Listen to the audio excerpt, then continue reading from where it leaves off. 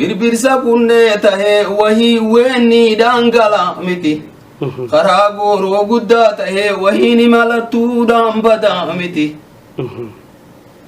galata wallale gowwa human bayne tahe wahini jaram bada miti jarri walir rabiq goto gurro loti gurro urani fo era oromo khaysat akase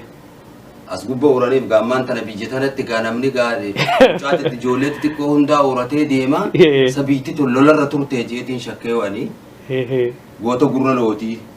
warri garte gurro lotiti fi warri garte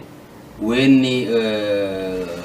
buuxi khallo leencaati fi leencalle leenca daalacha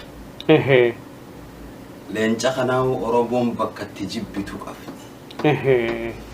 lagu isii khaysatti ayye yeji jalatti oromon era oromo khaysatti